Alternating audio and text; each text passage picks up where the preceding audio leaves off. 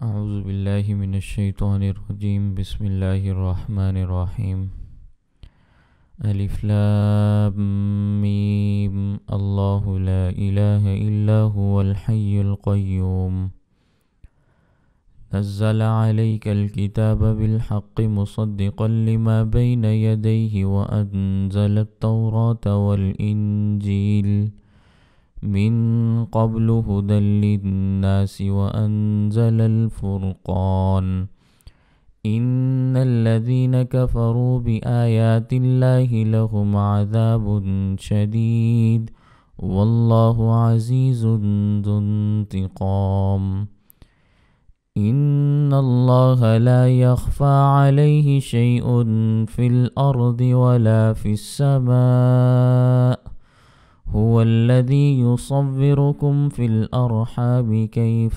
يشاء لا إله إلا هو العزيز الحكيم صدق الله العظيم۔ اللہ ہی ہے، لا الہ الا ہو، اس کے علاوہ کوئی اور معبود نہیں۔ الحی، وہ زندہ ہے، القیوم، قائم رہنے والا ہے۔ نزلہ، اس نے نازل کی، علیک، آپ پر، الکتابہ، کتاب کو، بالحق، حق کے ساتھ، مصدقا لما بین یدیہ، یہ تصدیق کرنے والی ہے، لما، ان کتابوں کی، بین یدیہ، جو اس سے پہلے نازل ہوئیں، وانزل التوراۃ، اور اللہ تعالیٰ نے تورات کو نازل فرمایا، والانجیل، اور انجیل کو بھی، من قبل، اس قرآن سے پہلے، ہدن للناس، وہ ہدایت تھیں اس وقت کے لوگوں کے لیے، وانزل الفرقان، اور اللہ تعالیٰ نے فرقان کو نازل کیا، یعنی قرآن کریم کو نازل کیا۔ ان الذین کفروا، بے شک وہ لوگ جنہوں نے انکار کیا، بآیات اللہ، اللہ کی آیات کا، لہم عذاب شدید، ان کے لیے سخت عذاب ہے، واللہ، اور اللہ تعالیٰ، عزیز، غالب ہے، ذو انتقام، بدلہ لینے والا ہے۔ ان اللہ، بے شک اللہ تعالیٰ، لا یخفی علیہ شیء، ایسی ذات ہے کہ اس پر کوئی چیز مخفی نہیں، چھپی ہوئی نہیں، فی الارض، زمین میں، ولا فی السماء، اور نہ ہی آسمان میں، هو الذی،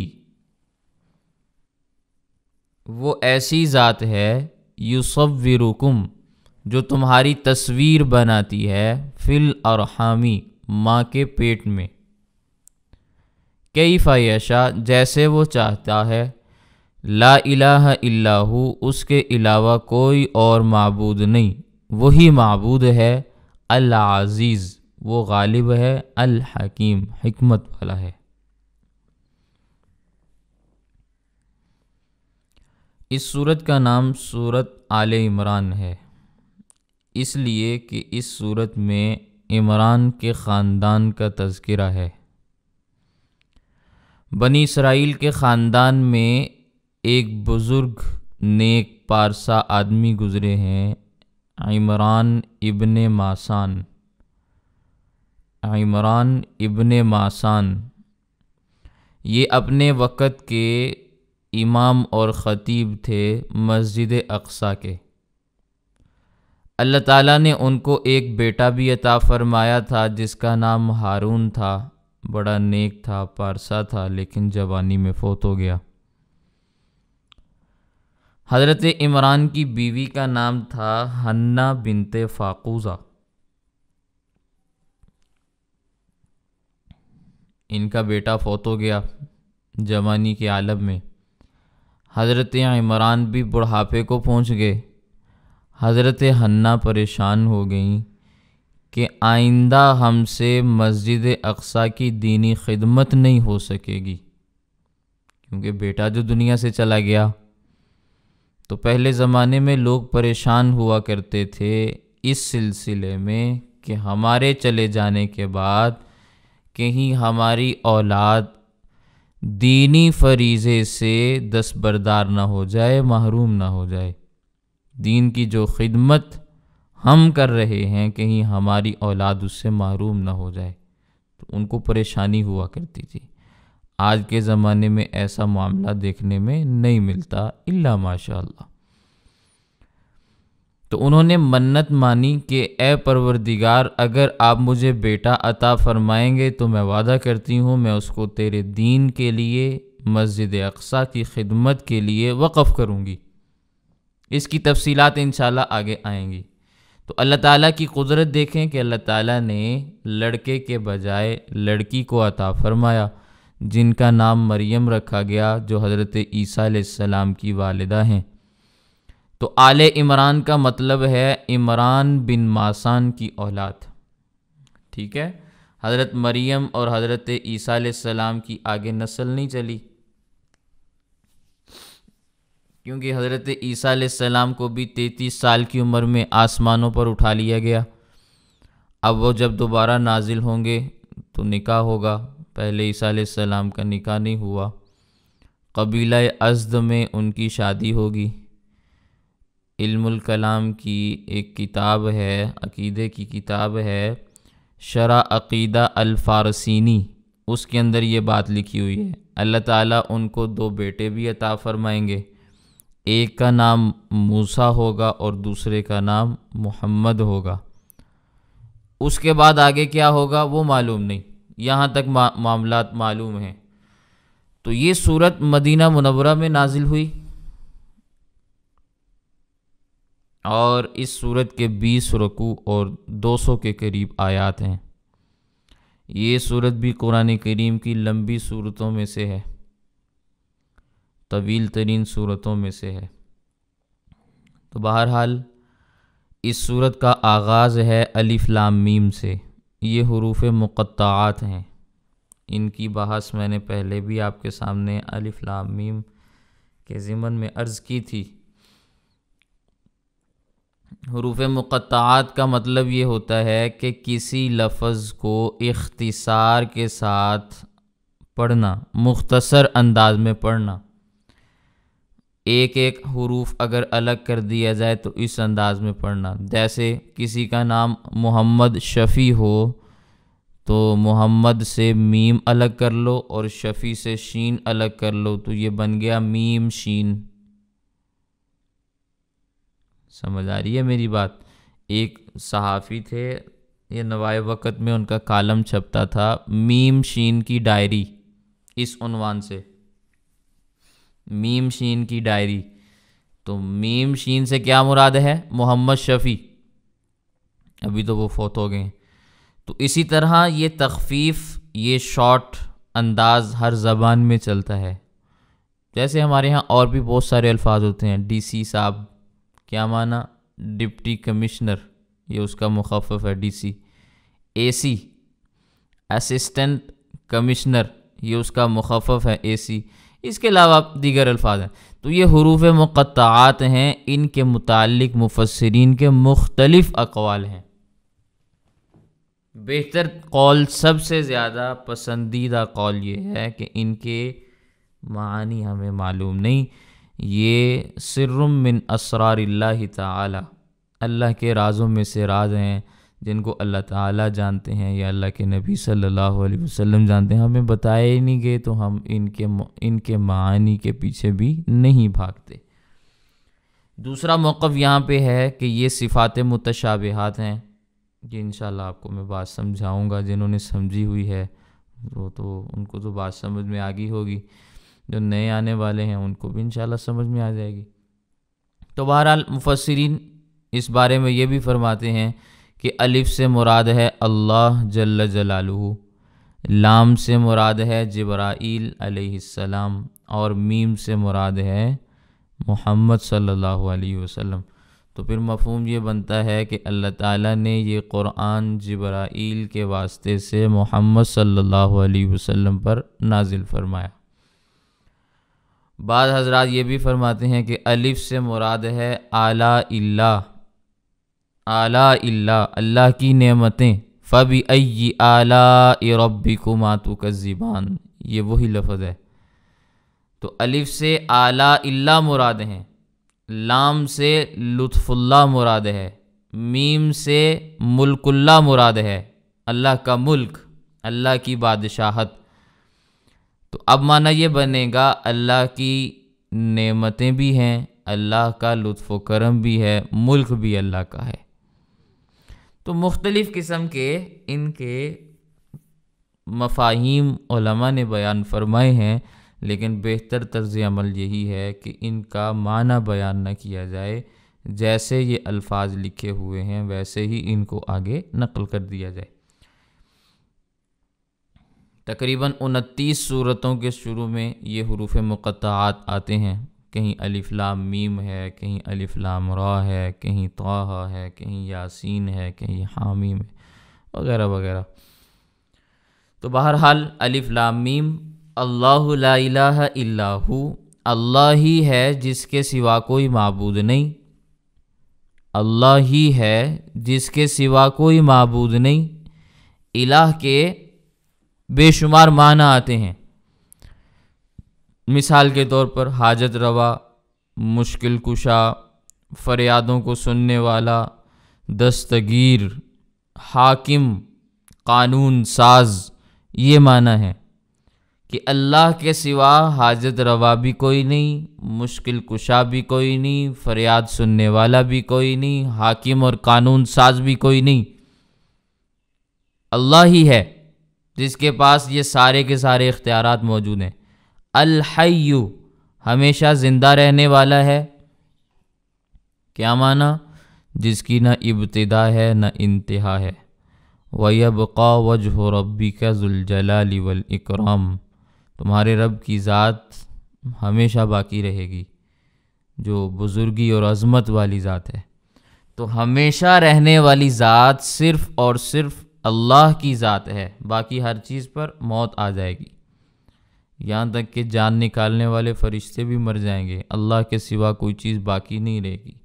تو یہ معنی ہے الحی کا، اللہ ہمیشہ زندہ رہنے والے ہیں۔ القیوم، ہمیشہ قائم رہنے والے ہیں، جس پر کبھی بھی زوال نہیں آئے گا، ہمیشہ قائم رہنے والے ہیں، کبھی زوال نہیں آئے گا۔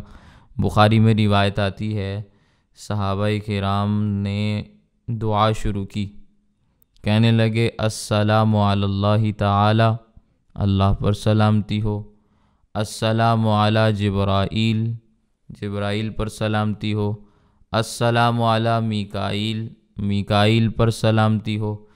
تو نبی کریم صلی اللہ علیہ وسلم نے فرمایا تم ایسے نہ کہو، السلام علی اللہ تعالی ایسے نہ کہو، کیونکہ یہ لفظ وہاں بولا جاتا ہے جہاں خطرہ ہو، اللہ کو تو کوئی خطرہ نہیں ہے کہ تم اس کے لیے سلامتی کی دعا کر رہے ہو۔ القیوم، وہ ہمیشہ رہنے والا ہے، کبھی اس پر زوال نہیں آ سکتا۔ مثال کے طور پر ہم ایک دوسرے کو سلام کہتے ہیں نا، تو اس سلام کا مطلب یہ ہوتا ہے کہ اللہ تعالیٰ تجھے چوروں سے، ڈاکوؤں سے سلامت رکھے، مصائب سے، آلام سے، مصیبتوں سے، پریشانیوں سے تجھے سلامتی میں رکھے۔ تو اللہ تعالیٰ کو تو ان چیزوں کا کوئی خطرہ نہیں کہ تم اس کے لیے یہ دعا کرو السلام علی اللہ، اے اللہ تو سلامتی میں رہے، وہ تو خود سلام ہے۔ ان اللہ سلام، اللہ خود سلام ہے۔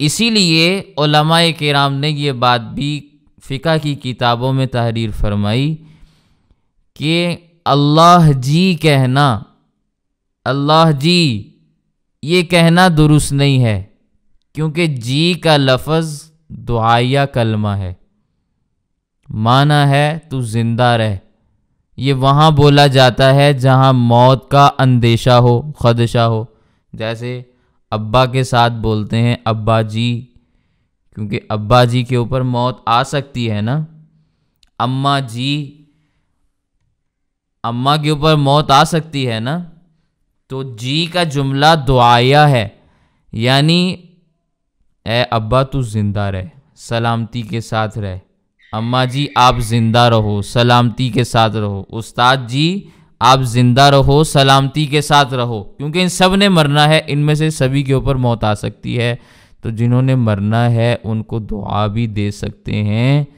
اور جس نے مرنا نہیں اس کے لیے ایسے الفاظ کا استعمال جائز نہیں ہے۔ تو اللہ تعالیٰ کو تو موت کا کوئی خطرہ نہیں ہے نا، وہ حیٌّ ہمیشہ سے زندہ ہے، قیوم ہمیشہ زندہ رہے گا، قائم رہے گا، کبھی زوال نہیں آئے گا۔ تو بعض بیچارے دین سے ناواقف لوگ ہوتے ہیں، لیکن اللہ تعالیٰ کے ساتھ عقیدت ہوتی ہے تو اللہ جی کہہ دیتے ہیں، تو یوں نہیں کہنا چاہیے۔ سمجھ میں آئی ہے بات؟ تو اللہ جی کہنا یہ درست نہیں ہے۔ اللہ کو اللہ کے نام سے پکاریں، اللہ کے صفاتی نام سے پکاریں، یہی بہتر طرز عمل ہے۔ پھر اسی مناسبت سے یہ بات بھی سمجھ لیں، آج کل عموماً لوگ، کیا مرد کیا عورتیں، سبھی اس میں مبتلا ہیں کہ ادھورے نام لیتے ہیں۔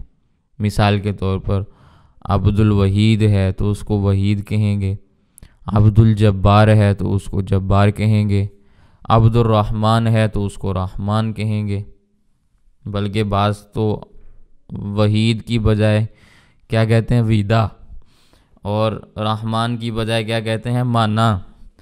تو یہ اس قسم کے الفاظ کا استعمال کرنا یہ سخت قسم کا گناہ ہے، کیونکہ یہ اللہ تعالیٰ کے نام ہیں، ان ناموں کو اس طرح سے بگاڑنا یہ درست نہیں ہے۔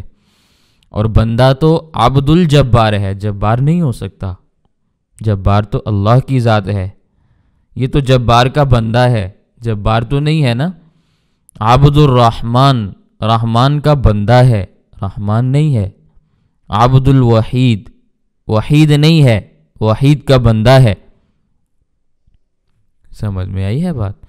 ایک عورت آئی آگے کہنے لگی کہ میں وحید کی بیوی ہوں، وحید کی بیوی ہوں، تو ہمارے حضرت ہیں وہ فرمانے لگے کہ بھئی استغفر اللہ، لا حول ولا قوت الا باللہ، وحید تو اللہ کا نام ہے، کیا تم اللہ کی بیوی ہو؟ تو وہ ہنسنے لگی۔ تو پھر حضرت نے اس کو سمجھایا کہ بھی دیکھو نام درست بولا کرتے ہیں، عبد الوحید کی بیوی ہوں، یوں بات کرو۔ تو ادھورے نام لینے سے سخت قسم کا گناہ لازم آتا ہے، اور پھر اس طرح ان ناموں کو چھوٹا کرنا بھی جائز نہیں کہ تم عبد الرحمن کو رحمان بنا دو، عبد الجبار کو جبار بنا دو۔ تو پھر نبی کریم صلی اللہ علیہ وسلم نے یہ بات بھی ارشاد فرمائی جو بات میں عرض کر رہا تھا نا، کہ تم کس کس نبی کا نام لے کر کہو گے کہ ان پر سلام ہو، کس کس فرشتے کا نام لے کر کہو گے کہ اس پر سلام ہو۔ السلام علی جبرائیل، السلام علی میکائیل، السلام علی اسرافیل، السلام علی محمد، السلام علی ابراہیم، السلام علی موسیٰ، السلام علی عیسیٰ، السلام علی نوح۔ کتنے انبیاء کا نام لوگے؟ پھر کتنے صحابہ کا نام لوگے؟ السلام علی ابی بکر، السلام علی عمر، السلام علی عثمان، السلام علی علی۔ تو تم یوں کہہ دو السلام علینا وعلی عباد اللہ الصالحین، اس میں سارے کے سارے لوگ آگے، سبھی لوگ آگے۔ یعنی یہ جملہ کہنے سے تمہارا سلام فرشتوں کو بھی، پیغمبروں کو بھی، مومنوں کو بھی، انسانوں کو بھی، جنات کو بھی، آسمان والوں کو بھی، زمین والوں کو بھی، سبھی کو پہنچ گیا۔ تو یوں کہنا چاہیے۔ تو اللہ تعالیٰ حیٌّ ہے، ہمیشہ زندہ رہنے والا ہے، قیوم ہے، قائم رہنے والا ہے۔ پھر قیوم کا دوسرا معنی قائم رکھنے والا بھی ہے۔ میں نے یہ بات پہلے بھی آیت الکرسی کے ضمن میں عرض کی تھی کہ زمین، آسمان، بلکہ ساری کی ساری کائنات کو قائم رکھنے والی ذات اللہ کی ذات ہے۔ بخاری شریف کے اندر حدیث پاک موجود ہے، دعا کا وہاں تذکرہ آتا ہے، وہاں الفاظ ہیں انت قیم السماوات والارض، اے پروردگار آپ آسمانوں اور زمینوں کو قائم رکھنے والے ہیں۔ دیکھو آسمان کتنا بڑا ہے، اس کے نیچے کوئی ستون، کوئی دیوار آپ کو نظر نہیں آ رہی، ہزار سال ہو گئے اسی طرح چلتا چلا آ رہا ہے۔ اسی طرح زمین اور آسمان کے نظام کو قائم رکھنے والا صرف اور صرف اللہ تعالیٰ ہے۔ اس لیے قیومن کا ایک ترجمہ قائم رکھنے والا، قائم رہنے والا یوں بھی کیا جاتا ہے۔ نزل علیک الکتاب، اللہ نے تم پر کتاب نازل فرمائی، بالحق یعنی قرآن کریم کو حق کے ساتھ نازل کیا۔ اس کتاب کی خوبی یہ ہے مصدقا لما بین یدی، یہ کتاب تصدیق کرنے والی ہے ان کتابوں کی جو اس سے پہلے نازل ہوئیں، یعنی اس سے پہلے جو آسمانی کتابیں نازل ہوئیں، تورات ہے، زبور ہے، انجیل ہے، صحائف ہیں، ان کی تصدیق بھی کرتی ہے کہ وہ کتابیں بھی اللہ کی ہیں۔ اس میں جو اصولی مسائل بیان کیے گئے تھے، عقائد کا بیان تھا، توحید کا، رسالت کا، قیامت کا، ان کی بھی ہم تصدیق کرتے ہیں۔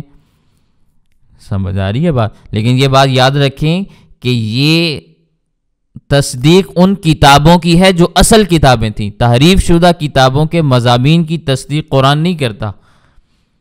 تحریف شدہ کتاب تو اصل کتاب ہی نہیں ہے نا، تو اصل کتاب کی تصدیق مراد ہے۔ اس وقت آسمانی کتابوں میں قرآن کریم کے علاوہ کوئی کتاب بھی اپنی اصل حالت میں، اصل شکل میں موجود نہیں، نہ تورات ہے، نہ زبور ہے، نہ انجیل ہے، نہ ہی اس کے علاوہ دیگر صحائف ہیں، ملاکی، احبار، سلاطین، یہ بھی موجود نہیں اصل صورت کے اندر۔ تو پہلی تمام کی تمام کتابوں کے اندر تحریف ہو چکی ہے، اور خود اس بات کا اقرار ان کے مذہب کے پیشواؤں نے بھی کیا ہے کہ گڑبڑ ہوئی ہے۔ یہ صرف اور صرف قرآن کریم کو حاصل ہے کہ یہ قرآن کریم اس طرح سے محفوظ ہے کہ ایک زیر اور زبر کا بھی اس میں نہ فرق پڑا ہے نہ پڑے گا، ایک نقطے کا بھی اضافہ نہ ہوا ہے نہ ہوگا، انشاءاللہ ثم انشاءاللہ یہ قرآن ایسے ہی محفوظ رہے گا۔ وَأَنزَلَ التَّوْرَاتَ، اور اللہ نے تورات بھی نازل فرمائی۔ قرآن کریم کے بعد تمام آسمانی کتابوں میں تورات کا مقام بہت بلند ہے، بڑی جامع معنی کتاب ہے، صدیوں تک اللہ تعالیٰ کے پیغمبر، علماء، مشائخ، نیک لوگ اس پر عمل کرتے رہے۔ والانجیل، انجیل بھی اللہ کی کتاب ہے جو حضرت عیسیٰ علیہ السلام پر نازل ہوئی، لیکن آج کے زمانے میں اصل انجیل کا ملنا بڑا مشکل ہے۔ ہمارے ہاں آج کے اس زمانے میں 4 انجیلیں موجود ہیں، انجیل متی، یوحنا، مرقس، لوقا، اور ایک ہے اس کی انجیل برنباس، وہ ہمارے مدارس میں کہیں نہ کہیں لائبریریوں کے اندر پائی جاتی ہے۔ یہ برنباس حضرت عیسیٰ علیہ السلام کے حواری ہیں، صحابی ہیں، اور یہ متی، یوحنا، مرقس، لوقا، یہ 4 تابعی ہیں۔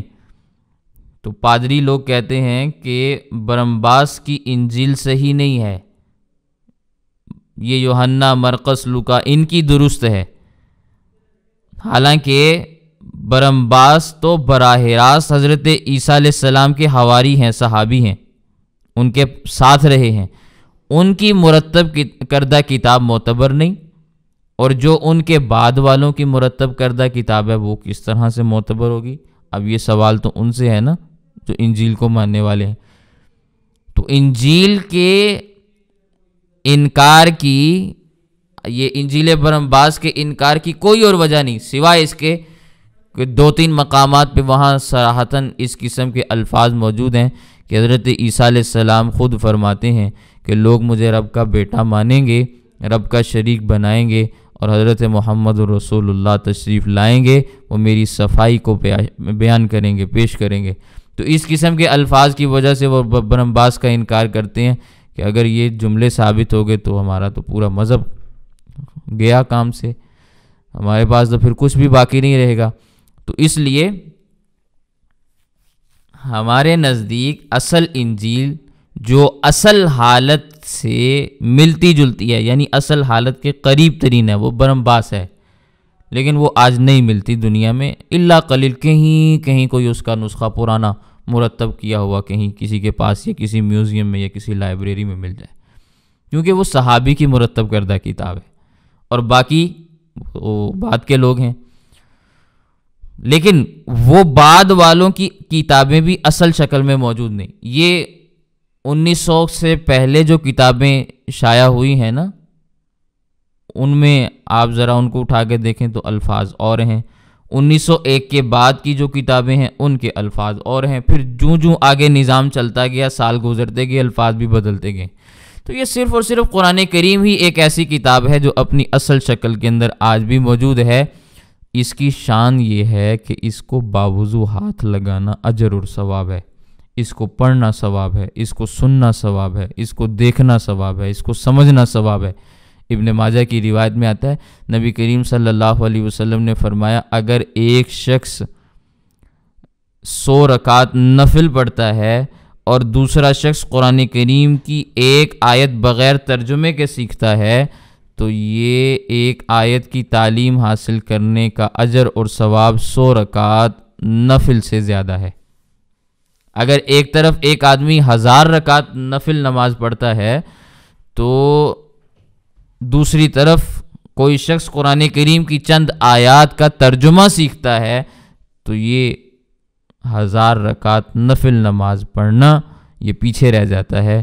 قرآن کریم کو پڑھنا، قرآن کریم کو سمجھ کر سیکھنا پڑھنا، یہ آگے معاملہ نکل جاتا ہے۔ تو یہ اللہ تعالیٰ کی کتاب ہے جو ہمارے لیے خالصتاً رحمت بن کر نازل ہوئی ہے، خصوصی طور پر رمضان کے مہینے میں نازل ہوئی۔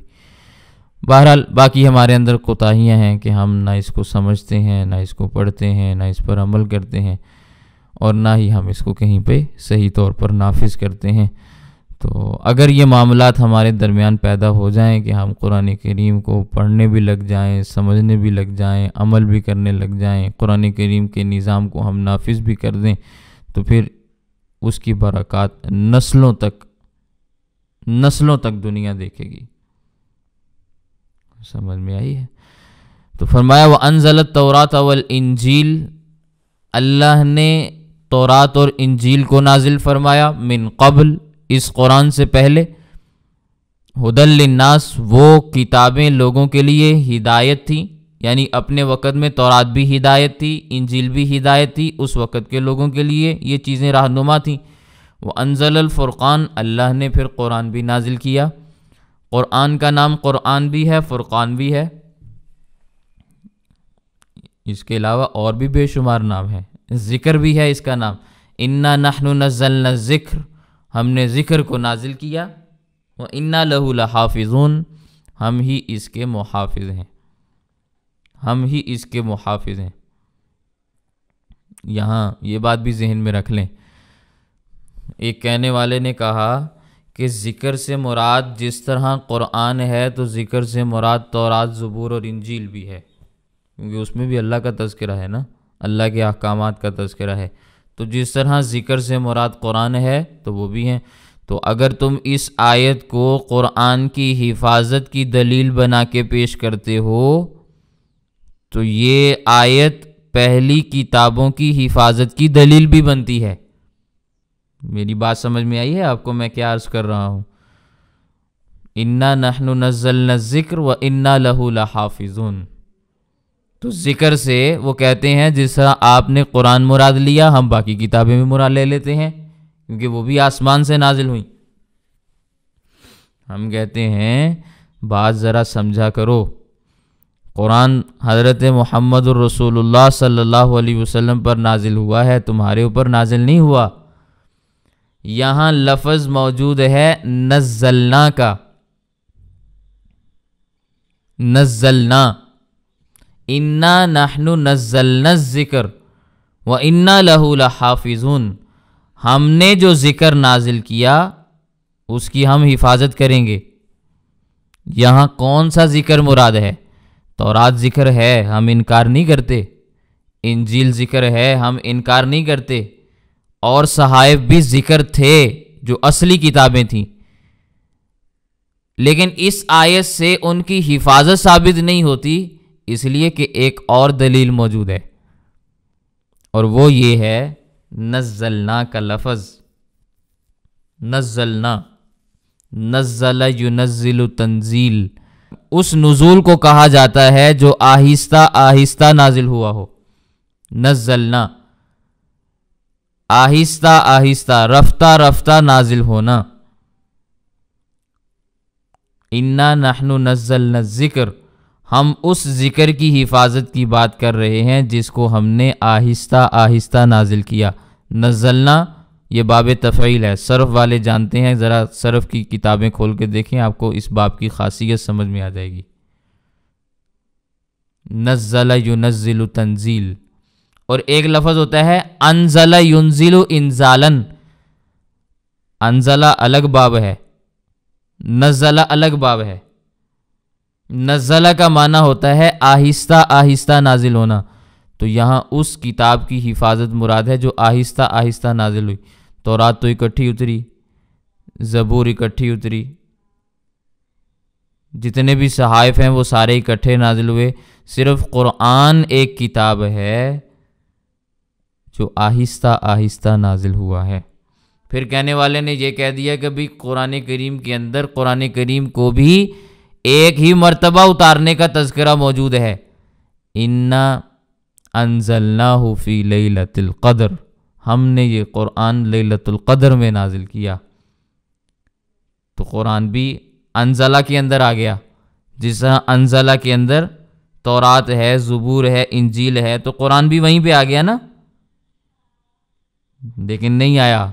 اس لیے پھر وہی بات کہ قرآن محمد صلی اللہ علیہ وسلم پہ نازل ہوا، تمہارے اوپر نازل نہیں ہوا۔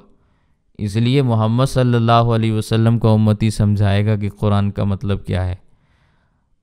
انزلہ کا وہاں مطلب آسمان دنیا تک نزول ہے، لوح محفوظ سے آسمان دنیا تک قرآن کریم اکٹھا نازل ہوا، تو فرمایا اِنَّا أَنزَلْنَاهُ فِي لَيْلَةِ الْقَدْرِ، ہم نے اس قرآن کو لیلۃ القدر میں نازل کیا۔ کہاں سے کہاں تک نازل کیا؟ لوح محفوظ سے آسمان دنیا تک، پھر آسمان دنیا سے قلب محمد پر اِنَّا نَحْنُ نَزَّلْنَا الذِّکْر، آہستہ آہستہ نازل ہوا۔ تو وہاں بھی قرآن مراد ہے، یہاں بھی قرآن مراد ہے۔ اس قرآن کو اللہ نے نازل کیا اور اللہ ہی اس کی حفاظت کرنے والے ہیں۔ قرآن کریم کی آج تک حفاظت ہوئی ہے، قیامت تک ہوگی۔ اس کے الفاظ کی بھی حفاظت ہوئی ہے، معنی کی بھی حفاظت ہوئی ہے، تفسیر کی بھی حفاظت ہوئی ہے، لب و لہجے کی بھی حفاظت ہوئی ہے، رسم الخط کی بھی حفاظت ہوئی ہے، لکھنے کا انداز۔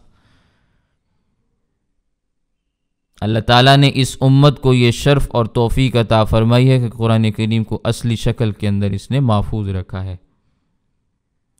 یہاں مجھے ایک بات یاد آ گئی رسم الخط کے حوالے سے۔ ابھی پیچھے ایک معاملہ ہوا تھا لاہور کے اندر، کہنے والوں نے بہت ساری باتیں کہیں، سننے والوں نے بہت کچھ سنا ہوگا۔ ذرا یہ جملہ بھی سمجھیں کہ قرآنی رسم الخط کی توہین کرنا یہ مستقل جرم ہے۔ قرآنی رسم الخط کی توہین کرنا یہ مستقل جرم ہے۔ ایسے برانڈ لانچ کیے جا رہے ہیں، ایسے ڈیزائن نکالے جا رہے ہیں جس کی شکل اور صورت قرآنی رسم الخط سے ملتی جلتی ہے۔ اس قسم کے لباس کا استعمال ممنوع ہے، اور قوم کے دماغوں سے یہ چیزیں کھرچ کر نکالی جا رہی ہیں کہ نہ قرآن کریم کے الفاظ ان کو یاد رہیں، نہ معانی اور مفاہیم یاد رہیں، نہ رسم الخط کا ادب اور احترام رہے۔ باقی جو معاملات وہاں ہوئے، نہ میں وہاں تھا نہ آپ تھے، ڈرامہ رچانے والوں نے رچایا، ہیرو بننے والے ہیرو بن گئے، جن کو زیرو بنانا تھا وہ زیرو بن گئے، جن کا معاملہ جن کے لیے کھیلا گیا وہ کامیاب ہو گئے، سننے والے باتیں کر رہے ہیں۔ سمجھ میں آئی ہے بات؟ اصولی مسئلہ ہے، میں نے وہ عرض کر دیا۔ باقی تنقید کرنے والوں نے بے شمار تنقیدیں کر لیں، نمبر بنانے والوں نے بڑے نمبر بنا لیے۔ جو ہیرو بننا چاہتے تھے وہ بن گئے، جو زیرو ہونا چاہتے تھے وہ ہو گئے۔ ہمارے ملک کے اندر جو واقعات ہوتے ہیں، ان واقعات کے پیچھے بہت گہری سوچ کا عمل دخل ہوتا ہے۔ وہ ضمناً واقعات نہیں ہو جاتے کہ ایک واقعہ ہو گیا بس۔ ان الذین کفروا، بے شک وہ لوگ جنہوں نے انکار کیا بآیات اللہ، اللہ کی آیتوں کا، لہم عذاب شدید، ان کے لیے سخت قسم کا عذاب ہے۔ واللہ عزیز ذو انتقام، اور اللہ غالب ہے، بدلہ لینے والا ہے۔ سمجھ آ گئی؟